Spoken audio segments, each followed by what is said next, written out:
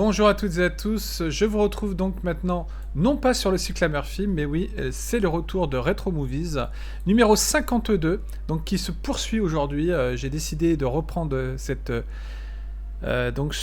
rubrique thématique qui concerne les films rétro, donc en particulier des années, je dirais des décennies majeures à mon goût dans le cinéma de genre, qui sont des années 60 à 90. Bon, je peux très bien traiter aussi de films des années 2000, mais j'estime qu'à partir des années 2000, ça devient... Il n'y a plus vraiment de films qui me marquent autant qu'à ces époques-là. Et c'est pour ça que dans cette chaîne, je suis avant tout là pour vous faire connaître ce qu'a été le cinéma, le plus grand cinéma de genre de l'époque, à travers les films historiques, les films d'aventure, les films de science-fiction, les films fantastiques, horrifiques, etc. Et je tenais aujourd'hui donc à revenir sur le cinéma italien, je dirais, qui a compté dans l'histoire du cinéma avec des cinéastes indispensables. Aujourd'hui, je vais parler d'un des plus grands cinéastes, je dirais, que le cinéma italien a connu, Luchino Visconti. Je vais vous parler un peu donc de ce qu'il a fait, de pourquoi je tenais à aborder un film comme Les Damnés, donc qui est sorti en 1969. Un film donc qui fait partie d'une trilogie allemande, la trilogie qui devait être à la base une tétralogie. La tétralogie donc qui ne s'est pas fait puisque Visconti n'a pas pu réaliser le quatrième film et a fini par réaliser deux derniers films. Qui sont vraiment encore d'une immense qualité. Alors, qui sont donc Violence et Passion et L'Innocent, sur lequel je reviendrai sans doute d'ailleurs, parce que si je pouvais, je crois que j'aborderais quasiment sur les 14 films qu'a réalisé Luchino Visconti. Je crois que il y en a facile pour moi il y en a facile 8 qui sont vraiment des films indispensable dans sa carrière et qui figure parmi les plus grands, je dirais, en termes, je veux dire, artistiques, en termes de tout, quoi, en fait. Tout ce que comporte, je dirais, la brillance, je dirais, globale d'une œuvre, en fait. Visconti, lui, savait filmer, savait diriger des acteurs, savait raconter une histoire en appuyant vraiment sur tous les aspects, je dirais, vraiment qui font que le film devient une œuvre habitée, une œuvre qui vraiment figure tout de suite comme un classique instantané. Donc c'est pour ça que Les Damnés, qui fait partie de cette trilogie allemande, donc c'est le premier film de cette trilogie avec celui qui suivra en 71, Mort à Venise, qui est un film magnifique également. Et puis le dernier de cette trilogie, ce sera donc Ludwig ou Le Crépuscule des Dieux, avec son acteur, avec l'un des acteurs qu'on retrouve encore une fois, qui était déjà dans Les Damnés, Helmut Berger, et qui fut son amant à Visconti d'ailleurs, pendant une courte période. Voilà donc. Alors Visconti, Les Damnés, pourquoi je voulais vous parler de ce film en particulier ? Parce que je pourrais très bien parler aussi de ces inoubliables films qu'il a pu faire comme Senso, comme bien sûr le chef-d'œuvre absolu Le Guépard, qui eut la Palme d'Or en 63. D'ailleurs sur lequel vraiment je reviendrai parce que c'est un film aussi vraiment majeur dans la carrière de Visconti, Le Guépard.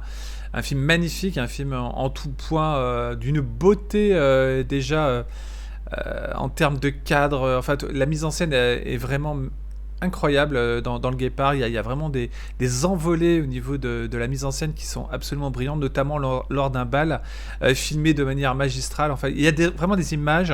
Le cinéma de Visconti, c'est des images qui vous marquent. C'est une attention sur les personnages, une attention sur les dialogues, donc sur l'écriture, sur la façon de raconter une histoire, sur le fait de vous emporter dans un maelstrom d'images et de pensées, je dirais, sur le fond, en tout cas la morale, que la portée de chaque histoire que Visconti a racontée dans sa carrière à travers ses films est vraiment importante. Et Les Damnés figurent donc comme, je dirais, pour moi, quelque chose qui figure comme un exercice cinématographique absolument abouti de bout en bout, puisque donc il y a vraiment, et là je vais y revenir quand je vais parler plus en détail de la mise en scène, il y a vraiment donc un sens, je dirais, de la précision, vous voyez, dans la façon de raconter cette histoire au niveau de vous immerger presque d'une façon théâtrale, puisque le film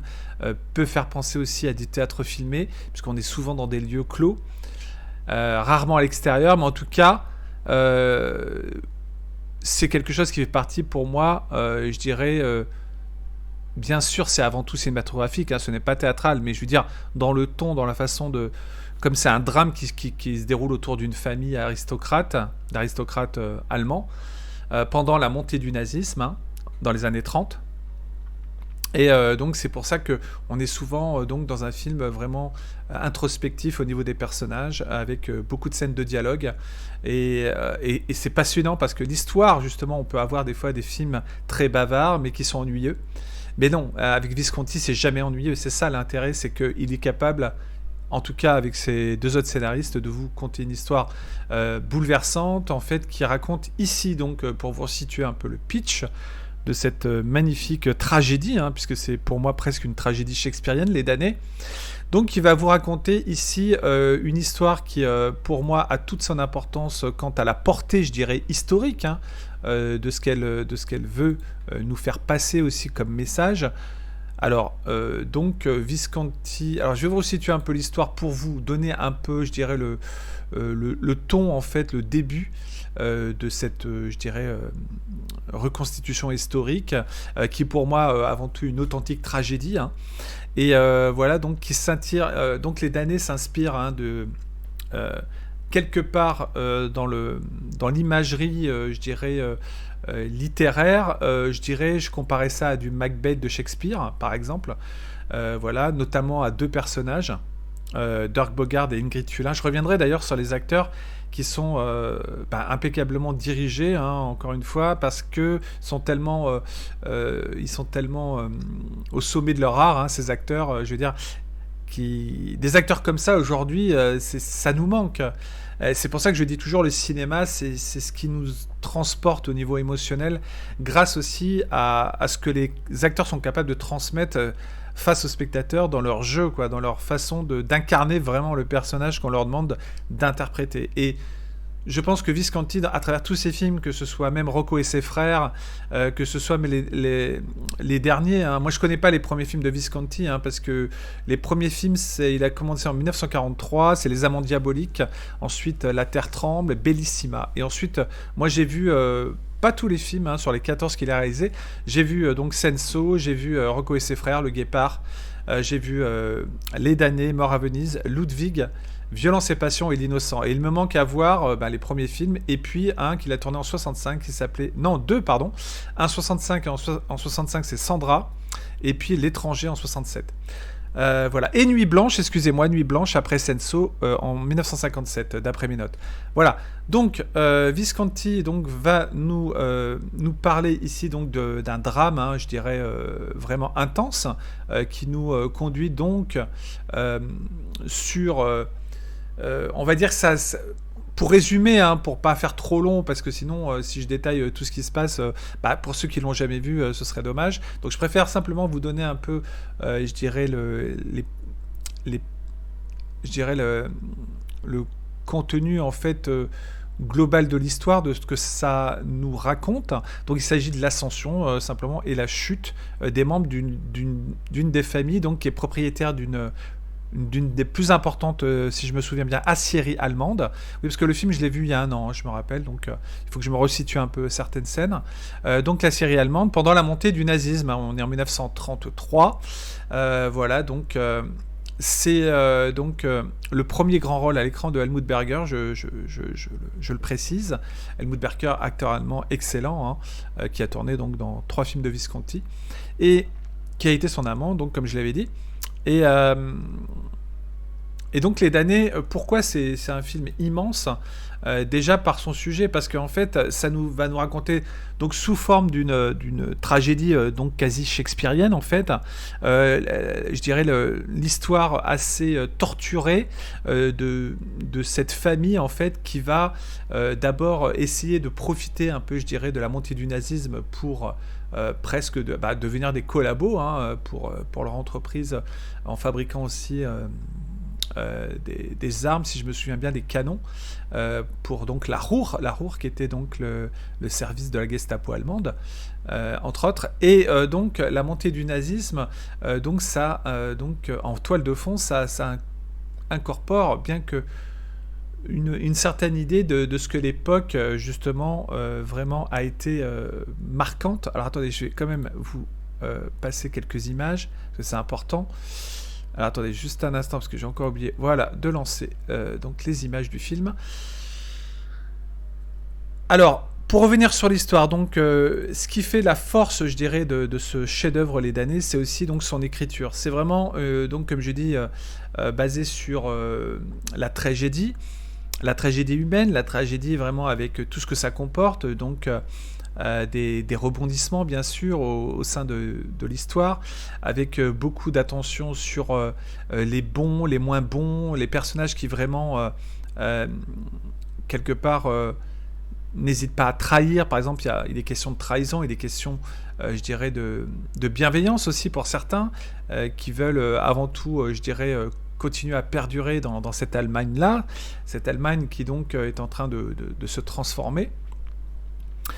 C'est un film aussi qui retrace, entre autres, assez bien, je dirais, la nuit des longs couteaux. Hein. Vous savez, c'est cette nuit où donc tous les dignitaires nazis, enfin certains dignitaires donc ont été massacrés par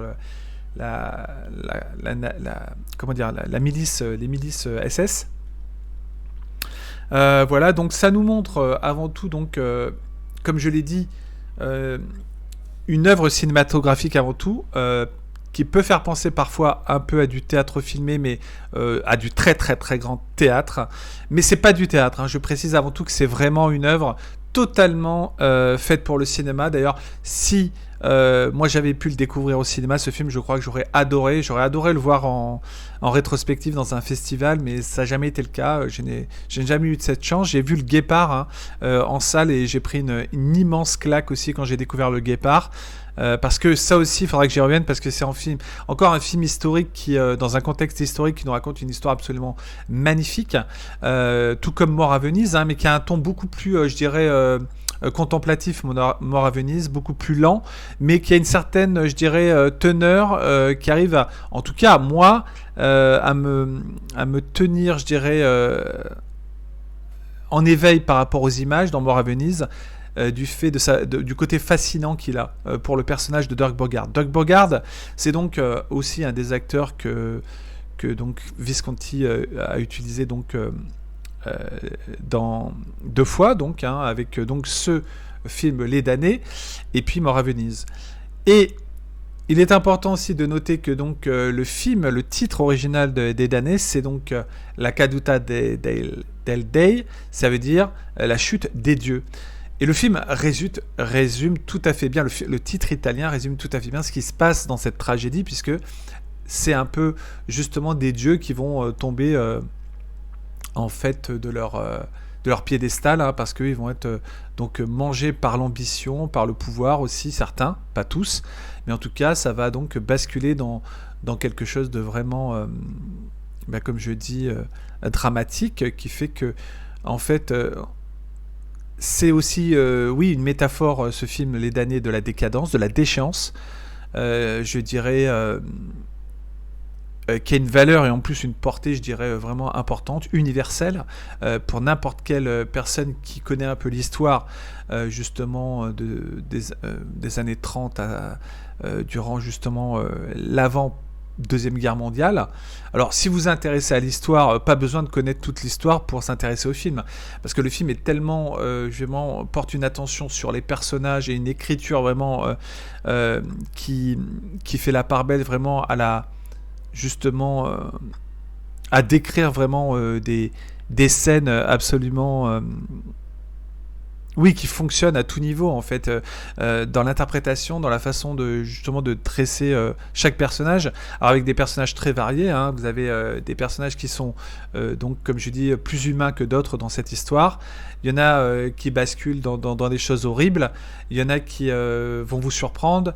Le film est constamment justement capable de d'être, je dirais, captivant de par ses personnages et de par les dialogues, de par la façon, bien sûr, je vais en parler, de la mise en scène de vous, un peu comme dans le Barry Lyndon de Kubrick, hein, quand je l'avais vu la première fois, hein, ce qui moi m'avait incroyablement marqué de par déjà la forme qui était magnifique, enfin totalement hypnotisante, notamment la scène des bougies dans le film de Kubrick. Mais là ici, ce qu'arrive à faire donc Visconti avec la science justement et son talent justement par rapport à la mise en scène, c'est justement la science du cadrage, la science de savoir comment dire mettre sa caméra vraiment comme un témoin en fait, un témoin de l'histoire qui est joué sous nos yeux. Et c'est donc, comme je dis, l'ascension et la déchéance qui est montrée sous plusieurs étapes en fait dans l'histoire, qui nous raconte avec aussi justement cette mise en scène très perfectionniste, vous voyez, quasi presque maniaque. Et vous verrez, les plans sont malgré la réalisation qui reste classique, hein, Visconti arrive à toucher à la perfection dans son montage déjà, hein, parce que c'est vraiment un montage qui sert merveilleusement donc chaque transition justement de scène, mais en même temps il arrive donc à avoir ces plans magnifiques, que ce soit donc des plans larges, des plans rapprochés, une façon de vraiment jouer sur, je dirais, le découpage technique, vous voyez, de façon vraiment subtile, pour que vous arriviez donc à être, je dirais presque, comme je dis, donc quelqu'un qui assiste donc à une tragédie filmée sous vos yeux et pour laquelle vous arrivez qui a une portée, je dirais, voilà, en tant que spectateur. Quand vous aimez le cinéma, vous ne pouvez qu'être totalement admiratif devant ce que vous voyez à l'écran. C'est tout simplement magistral. Et pour moi, ça montre tout le talent de Visconti à pouvoir justement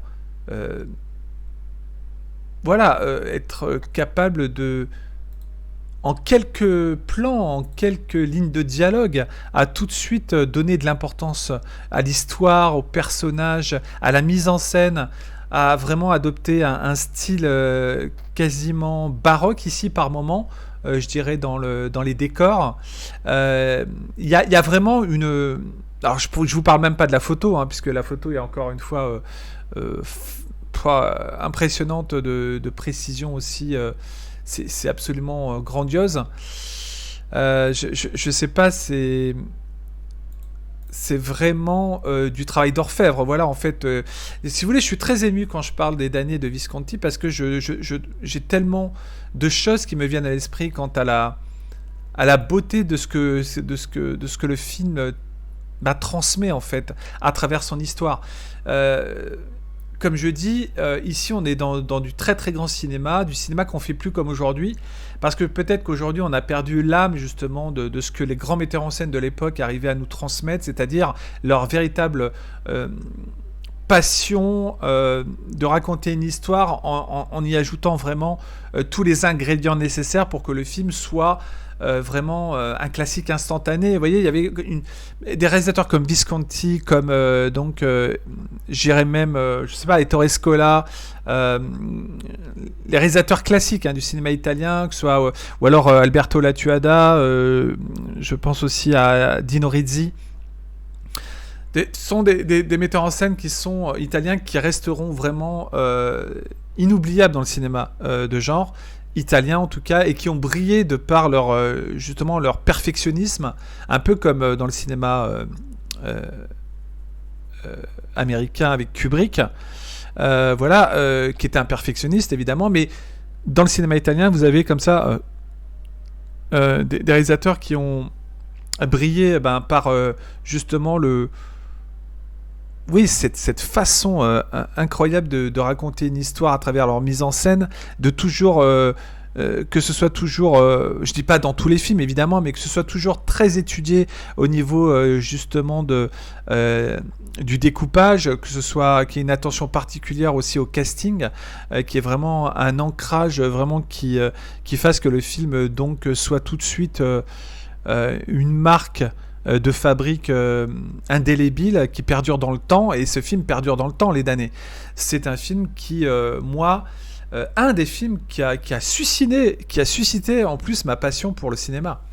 Parce qu'en découvrant des films comme ça, tout comme le Barry Lyndon de Kubrick, tout comme son 2001 aussi à Kubrick, tout comme d'autres chefs-d'œuvre que j'ai pu découvrir, comme Le Guépard, tout comme, je veux dire, même un film comme Affreux, sale et méchant de Scola, Mes chers amis aussi de Mario Monicelli, qui était un véritable, pareil, une leçon de cinéma dans cette histoire d'amitié. Enfin voilà, ça fait partie des maîtres incontestables du 7e art.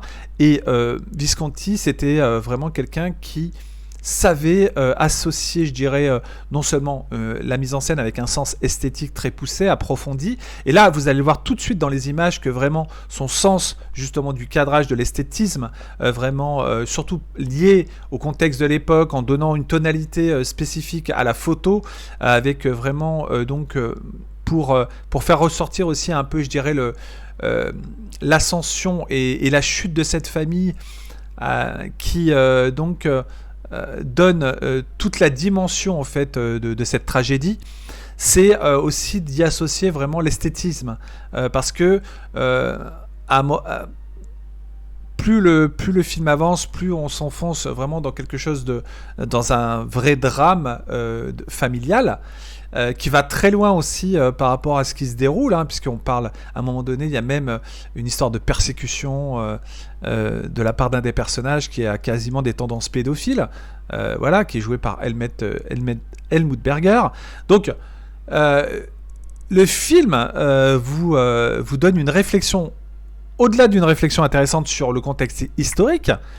C'est une œuvre aussi qui réussit, de par son écriture, à démontrer une allégorie de la déchéance, une lutte de pouvoir au sein d'une famille de puissants industriels allemands, donc, face à durant bien sûr la montée du nazisme, qui leur fait peur au début, mais ensuite ils vont essayer d'utiliser pour leur intérêt. Mais ça va pas se passer tout à fait comme prévu. Il y a des choses qui vont faire que il va y avoir des dissociations, des trahisons, vous voyez, toujours quelque chose comme une cocotte minute, vous voyez, c'est comme une bombe à retardement. Le film, cette famille ne va pas échapper, je dirais, à cette lutte de pouvoir, justement. Il n'y a rien de pire que justement quand on cherche à atteindre certains sommets et profiter de la situation, comme la lutte de pouvoir par exemple, pour se planter, pour que ça se retourne contre vous en fait, et que ici il nous signe vraiment Visconti, voilà la déchéance vraiment de ce qui peut, de cette famille, qui peut amener vraiment à des choses vraiment qui sont inévitables en quelque sorte. C'est le mot que je cherchais, c'est que finalement le devenir de cette famille qui est lié, je dirais, à l'avènement d'Hitler, puisque c'est pendant la montée du nazisme, voilà, c'est aussi ça qui nous montre aussi comment cette puissante famille allemande vit la montée du nazisme, voilà, et puis ça nous montre aussi la décomposition, je dirais, de la grande bourgeoisie allemande. Et parce que là, on est vraiment, vous voyez, on peut avoir l'argent, le pouvoir, et justement finir au plus bas que terre, ou en tout cas se prendre les pieds et vraiment être terrassé à la fin. Voilà, j'en dis pas plus parce que je sais que c'est un film qui date quand même maintenant qui a plus de 40 ans, sorti en 69, mais je préfère, pour des personnes qui n'auraient, encore une fois, je vous dis, jamais découvert ce type de film, parce que sur Attention ça tourne, je parle de ce cinéma qui me tient à cœur, que je tiens absolument à transmettre, en tout cas laisser un message, même si les vidéos ne font pas beaucoup de vues, que les personnes qui passent par là, en tout cas, prêtent, ou plutôt, oui, prêtent leur attention, mais prennent le temps surtout de découvrir ce genre de film qu'on n'a plus aujourd'hui. Le cinéma d'aujourd'hui ne nous fait plus... Alors je dis pas tout n'est pas jeté, attention, il y a quand même encore des grands auteurs, et heureusement, et je touche du doigt pour que les plus grands metteurs en scène d'aujourd'hui vivent le plus longtemps possible. Je parle des Scorsese, des Coppola et compagnie. Voilà, et je tiens à dire que des films de cette teneur, de cette façon de filmer une tragédie, c'est...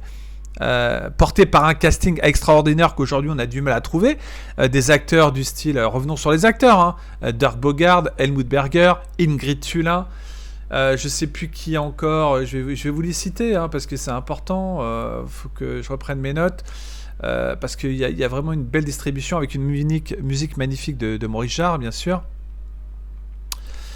Donc attendez, je reviens un peu sur la distribution. Oui, sur la distribution, excusez-moi. Tant que je retrouve mes notes, voilà. Donc, Dirk Bogarde, Ingrid Thulin, Helmut Grimm, Helmut Berger, Renaud Verlet, Umberto. Alors, Renaud Verlet, c'est un acteur très connu aussi, qui a tourné, très connu en Italie, hein, qui a tourné beaucoup en Italie, qui a fait beaucoup de films aussi, qui est un très très bon acteur. Je vous invite à découvrir ses films, il est vraiment excellent cet acteur. Umberto Orsini, un acteur italien très connu, et puis surtout Charlotte Rampling. Charlotte Rampling qui tournera aussi un autre film qui m'a marqué, qui s'appelle Portier de nuit, je crois, avec Dirk Bogarde, hein, réalisé par Liliana Cavani, réalisatrice que j'aime beaucoup dans le cinéma italien également, qui a fait des véritables bijoux. Et puis surtout, vous avez aussi Florinda Bolkan, qu'on a beaucoup vu dans les films de Lucio Fulci, comme Le Venin de la peur, comme, je dirais, La longue nuit de l'exorcisme également. D'ailleurs, je reviendrai un jour sur les films de Fulci aussi, hein, dans un tout autre genre. Là, on parle du grand cinéma classique italien, mais une leçon de cinéma, une leçon d'écriture. Donc, un film où donc Visconti est je dirais, au sommet de sa carrière, et même dès le début, en fait, parce que quand vous regardez la filmo de Visconti, vous ne pouvez constater que la richesse de son œuvre thématique, à travers des films, comme je l'ai dit, comme Senso, comme Rocco et ses frères, même si c'est pas mon préféré, comme surtout j'adore Violence et Passion également, ou L'Innocent, son dernier, que je trouve crépusculaire, habité, avec des acteurs toujours vraiment excellemment dirigés, voilà, et puis bien sûr je dirais le Guépard, et moi j'ai hâte de voir les films que j'ai pas pu voir de lui, qui restent donc Sandra, L'étranger et Nuit blanche. Donc je vous invite aussi à redécouvrir, et peut-être trouver aussi ses premiers films, mais c'est pas évident. Je vous invite à redécouvrir quand même la filmo de cet immense cinéaste italien qui est Visconti, voilà, avec cette trilogie allemande qui pour moi est indispensable. Dommage qu'il n'ait pas pu faire le 4e film qui devait être La montagne magique de Thomas Mann. Ça m'étonnerait qu'un jour il soit fait, ce film. Mais en tout cas, avec cette trilogie, donc Les damnés, Mort à Venise et Ludwig ou Le crépuscule de Dieu, qui est un film aussi incroyablement... c'est des tableaux, en fait. Ludwig, c'est l'histoire de... Comment il s'appelle c'est un drame biographique, hein, qui revient, si je me souviens bien, sur le règne et la fin tragique de Louis II de Bavière. Voilà, donc... et c'est vrai que là aussi, c'est une tragédie, Ludwig, avec une immense actrice, Romy Schneider. Voilà. Et donc pour être plus explicite sur l'importance de découvrir encore une fois le film de Visconti, hein, qui fait partie vraiment du patrimoine, je dirais, du cinéma, déjà du cinéma italien ad vitam aeternam, et puis du patrimoine tout court du cinéma mondial, parce que c'est un film qui est cité dans la carrière de Fellini comme un des plus brillants, un des plus aboutis d'un point de vue écriture purement, je dirais, purement dramatique, qui a donc ces accents de tragédie qui fonctionnent de bout en bout. Et cette montée aussi, hein, je dirais, progressive dans l'histoire, avec ces personnages qu'on fait corps avec eux, en fait, hein, pour suivre, je dirais, leurs péripéties qui vont tourner au vinaigre, en fait. Mais c'est totalement incroyable de précision, Je vous dis, quand vous avez un casting déjà extraordinaire, quand vous avez un scénario porté au nu par justement une précision vraiment sur le moindre détail. Voilà, c'est aussi un témoignage historique sur l'Allemagne des années 30, voilà, qui parle aussi de pouvoir, de domination à travers le portrait de cette famille de la noblesse, voilà, qui va se rallier donc aussi aux socialistes, hein, pour essayer de rester, je dirais, en osmose avec l'époque. Justement, et puis jusqu'à ce qu'à un moment donné donc arrive donc la nuit des longs couteaux où certains membres de cette famille donc vont aussi être littéralement donc assassinés. Le nazisme donc qui devient de plus en plus dur et monstrueux. Voilà. Vous avez un trio qui est excellent dans le film aussi, formé par le futur beau-père, la mère, le fils. Ingrid Thulin, excellente, qui est une actrice de Bergman. Helmut Berger aussi, qui a fait beaucoup de films en Italie. Donc le beau-père, je ne sais plus par qui il est joué. Le personnage de Dirk Bogarde, bien sûr, hein, qui est un peu, je dirais, aussi le plus marquant aussi dans l'histoire, hein, dans cette magnifique histoire. Magnifique histoire, mais très dure quand même, parce que, je vous dis, c'est une histoire tragique, hein, c'est pas gai, mais c'est tellement bien fait, c'est tellement justement méticuleux dans la mise en scène, dans les portraits de chaque personnage. C'est tellement bien filmé. Je vous dis, il faut le voir en qualité vraiment Blu-ray. Je crois qu'il est sorti à un Blu-ray de très très bonne qualité, ou même 4K des damnés et de la chute des dieux, bien sûr, en italien. Excellent titre, hein, je le répète. Mais voilà. Je vous dis, si je reviendrai sur des films vraiment majeurs quand même de ce qui a fait la beauté du cinéma, de l'œuvre cinématographique je dirais à travers le monde, tout simplement. Voilà, c'est un film qui pour moi donc méritait vraiment d'être mis évidemment, ne serait-ce que par la carrière du cinéaste qui est totalement brillante parce que c'est un cinéaste plutôt classique, Visconti. Il y a pas de film qui vraiment, je dirais, touche à des thèmes comme le polar, etc. C'est quelqu'un qui aimait beaucoup raconter des films historiques, hein, enfin dans des contextes historiques. Les damnés, Mort à Venise, Ludwig, c'est des films historiques. Même Violence et Passion, qui se passe à une époque, je sais plus, pareil, je crois pendant une certaine période de l'histoire. Enfin, je me souviens plus trop pour Violence et Passion. Et c'est un film autobiographique, Violence et Passion, que... Et puis L'Innocent, hein, L'Innocent, son dernier film, oh là là, il faut absolument que je vous présente aussi L'Innocent, hein, parce que c'est encore une fois... Encore, ça parle de la société bourgeoise dans ce film, Les Innocents. Les décors, les costumes, tout est magnifique. Encore une fois, l'analyse profonde d'une époque. C'est un film qui se concentre sur la déchéance d'un jeune couple, en fait, voilà, sans enfant. Et c'est absolument magnifique. Voilà, c'est ce que j'aime dans le cinéma de l'époque, c'est que ils arrivent à vraiment raconter des histoires de toute beauté, en y insufflant un supplément d'âme qu'on retrouve plus vraiment spécialement dans les films d'aujourd'hui. Je dis pas tous, hein, mais la plupart, je vous dis, ils sont très rares, quoi. Ceux qui vraiment... comme des œuvres comme Les Damnés, par exemple, puissent encore, je dirais... on pourra en reparler dans 20 ans, par exemple. Les Damnés, vous voyez, je vous en parle, le film a été tourné en 69. Des décennies plus tard, le film est toujours aussi magistralement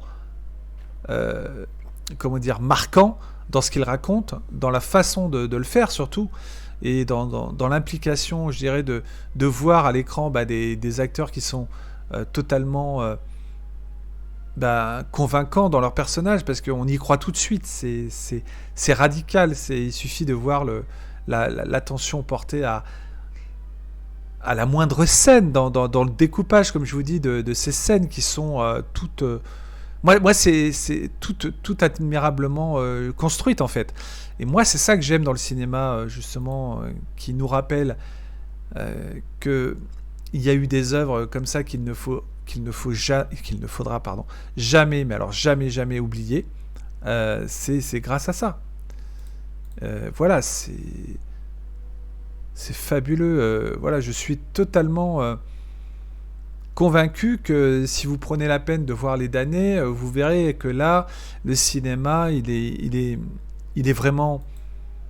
Il y a un respect total là justement sur ce qu'est le cinéma, ce que doit être une œuvre dans le septième art, c'est-à-dire avec un minimum justement de passion pour le faire et de raconter quelque chose qui vraiment se transmet dans les yeux du spectateur, dans sa façon de découvrir un film, de vraiment s'intéresser aux moindres détails d'un film, d'être plongé dans une intrigue. Là, c'est autour d'une famille, quelque part sans foi ni loi, avec un contexte politique particulier, mais c'est raconté avec virtuosité, ça c'est clair, c'est ça qui frappe en regardant. Aujourd'hui, quand je revois Les Damnés, je vois toujours la virtuosité à chaque plan, à chaque scène dialoguée. Voilà, c'est aussi, ça montre aussi, ça fait réfléchir sur le nazisme, je veux dire, le contexte de l'époque. Voilà, c'est la part d'humanité aussi de chacun de chacun qui va un peu se perdre pour certains, avec des crimes abominables pour certains. Notamment certains personnages en particulier qui donc, comme je dis, vont basculer dans quelque chose d'horrible. Voilà, donc c'est un film. D'ailleurs, le titre français est vraiment pas mal du tout aussi, parce que ça s'appelle Les Damnés. Donc, Les Damnés, c'est un peu ça. Ce sont des personnages damnés finalement. Cette histoire raconte l'histoire de personnages qui sont damnés quelque part. Et ça, je pense que la traduction du titre en français est pas si mal en fait, parce que moi j'aime beaucoup La Chute des Dieux. Parce que ce sont des personnes un peu justement à l'image des dieux, quoi, qui sont puissants, qui ont le pouvoir et tout, mais qui vont, par justement ambition trop démesurée de ce pouvoir, tomber dans les pires, oui, les pires choses qui vont, je dirais, les amener à la déchéance, quoi. Et à la destruction, je dirais, de la cellule interne familiale, quoi. Et ça, c'est magnifiquement retranscrit par Visconti. Voilà, parce qu'il y a une science du détail, une science de la perfection qui fait que le film vraiment est un régal de bout en bout, et vous transporte. Et puis, même si c'est un film très pessimiste, hein, où il n'y a aucun espoir de rédemption pour les personnages, c'est une œuvre, comme je dis, pour terminer et pour conclure, fascinante, horrifiante, voilà, qui m'a marqué. Voilà pourquoi je tenais absolument à en parler. Avec des thèmes sulfurés, hein, pour l'époque, hein, puisque comme je vous ai dit, il y est fait allusion donc à la pédophilie, à l'inceste également, puisque c'est une famille aussi qui peut, pour certains, donc qui bascule dans ces horreurs.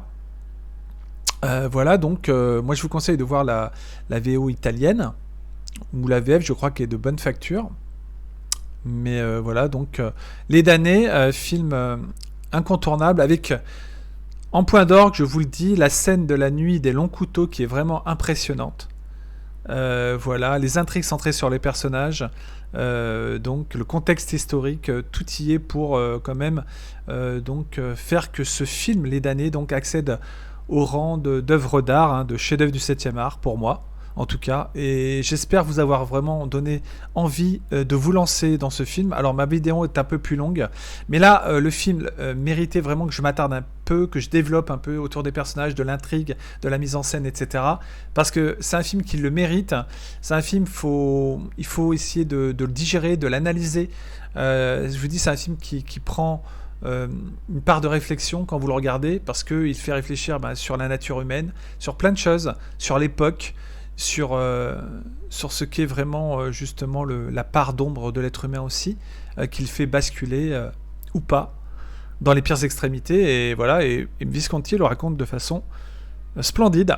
Donc voilà, c'est une œuvre donc incontournable, que je vous conseille mais vivement. Dépêchez-vous de réparer cette lacune si vous ne l'avez pas comblée, parce que des films comme celui-là, je vous dis, rares sont des films qui sont capables de transmettre autant vraiment de plaisir cinématographique à l'écran et d'émotion, et voilà, et c'est ce qui fait, je dirais, la magie du 7e art. C'est que de bout en bout, on est vraiment attiré, fasciné par ce qu'on voit. Et admiratif, évidemment. Merci à tous de m'avoir suivi après ces 39 minutes de vidéo. C'est une de mes plus longues, mais le film vraiment en valait la peine. Je peux pas parler de ce film en 10 minutes, c'est impossible. Voilà, pas les damnés. Donc merci à tous de m'avoir écouté encore une fois. J'espère vous avoir transmis ma passion pour découvrir au plus vite donc les damnés de Visconti. Je reviendrai sur d'autres films de Visconti en particulier que j'adore, donc L'Innocent, plus en détail bien sûr, Violence et Passion, ainsi que Mort à Venise. Et puis peut-être, sûrement, oui, évidemment, Le Guépard, dont j'ai jamais parlé dans la rubrique Retro Movies. Voilà, donc il y aura encore d'autres films de Visconti qui seront traités ici, sur Attention ça tourne. Merci de mettre le petit pouce en l'air. Merci de vous abonner si vous découvrez la chaîne aujourd'hui. Merci, si vous connaissez déjà la chaîne, d'en parler autour de vous pour que vous soyez plus nombreux à découvrir justement ce qui fait la magie de ces décennies inoubliables du cinéma. Voilà, qu'il ne faut surtout pas oublier pour rester dans le cinéma d'aujourd'hui seulement. Voilà, les années 2010-2020 pour moi sont catastrophiques. C'est les 2 pires décennies qu'on a pu voir, je dirais, en termes de créativité, de richesse, voilà, tant au point de vue, je dirais, de la répétitivité en fait des films qu'on a vus, du manque d'originalité, du manque justement d'audace qu'il y avait à l'époque justement. Voilà, bref, je ne vais pas m'étendre plus longtemps. Je vous remercie de m'avoir suivi en cette journée ensoleillée où je me prends le soleil en plein visage en enregistrant cette vidéo. Mais en tout cas, merci de m'avoir écouté. Je vous dis à très vite sur donc un nouveau chapitre de Retro Movies. Mais surtout, n'oubliez pas que le cycle Hammer Film continue, ainsi, et je le répète, ainsi que Quartier Interdit qui reviendra donc au début mars. Merci à tous. C'est un plaisir de vous échanger les films qui ont qui m'ont donné envie d'aimer le cinéma, en fait, tout simplement, ou d'être cinéphile. Et puis voilà. Donc, merci à tous et au plaisir de revenir partager avec vous ce qui a fait la grandeur de ces décennies à travers le cinéma de genre. Merci à tous, bonne fin de journée.